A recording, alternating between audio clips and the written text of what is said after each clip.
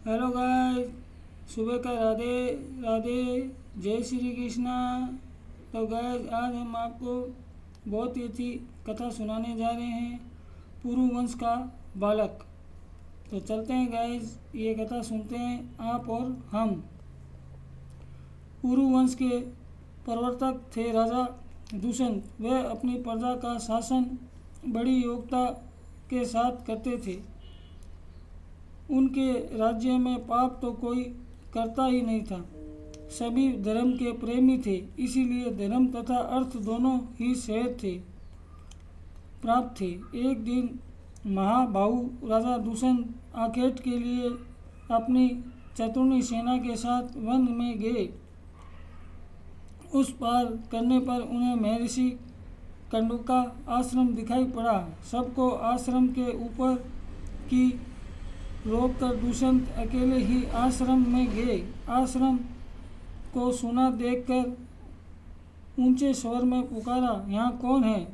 उनकी आवाज़ सुनकर लक्ष्मी जी के समान एक सुंदर कन्या तेजस्विनी के वेश आश्रम से निकली। थोड़ी देर वार्तालाप करने के बाद राजा दुष्यंत ने ये जान लिया कि ये शकुंतला नाम वाली राजकन्या है। राजा दुष्यंत उसके अनुपम रूप को देखकर उस पर मोहित हो गए। राजा ने गंधर्व विधि से शकुंतला का पाणी ग्रहण कर लिया। उन्होंने शकुंतला को बार बार ये विश्वास दिलाया कि वह अति शीघ्रता उसे राजमहल में बुला लेंगे। इस प्रकार ये कहकर वह अपनी राजधानी वापस आ गए। समय पर आश्रम में ही शकुंतला के गर्भ पुत्र उत्पन्न हुआ। इस शिशु के जन्म लेते ही आकाश से फूलों की वर्षा होने लगी।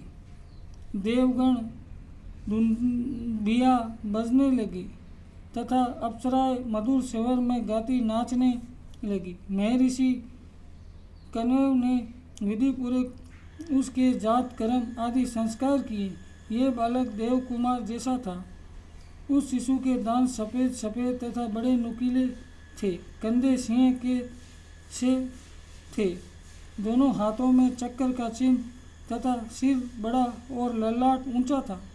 नेत्र मनोहर हल्के लुवानी थी तथा मुखमंडल पर अपूर्व तेज था। 6 वर्ष की अवस्था होते होते वह बालक अद्भुत से अद्भुत कार्य करने लगा। कभी तो वह वन के सिंह, बाघ और आदि हिंसक पशुओं को पकड़ लाता तथा कुछ को पेड़ से बांध देता। कभी किसी के ऊपर चढ़कर दूसरे को डांटता था, तो कभी उनके साथ खेलता और दौड़ लगाता था। उनके बच्चे भी इसके लिए मिट्टी के खिलौनों की तरह थे। उनको बगल में दबाए हुए इधर उधर घूमता रहता था। जिस हिंसक पशुओं को देखकर बड़ों को पसीना आ जाता था, उसको ये नन्हा सा बालक भेड़ बकरी की तरह घुमाया फिराया करता था। इतना ही नहीं, आश्रम में राक्षस पिशाचों भी पा जाने पर उन्हें बिना अस्त्र शस्त्र के मुक्के से ही मार मार कर भगा देता था। विशाल से विशाल दैत्य भी इस बालक का सामना नहीं कर पाते थे।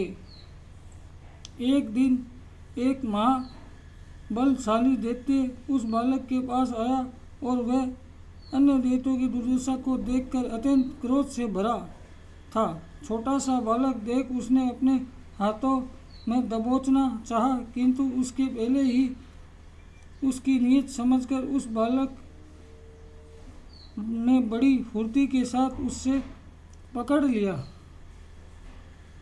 अब क्या था, दोनों एक दूसरे को मार डालने की चेष्टा में लग गए।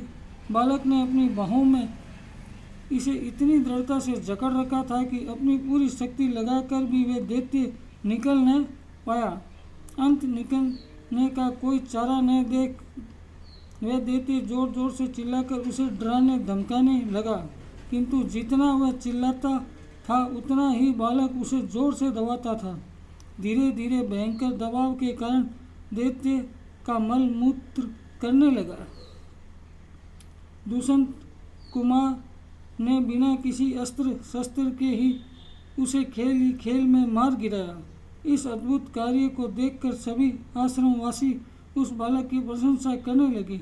इसका नाम सर्वदमन रख दिया, क्योंकि वह सब जीवों का दमन कर देता था। आगे चलकर यही सरदमन भरत के नाम से प्रसिद्ध हुआ।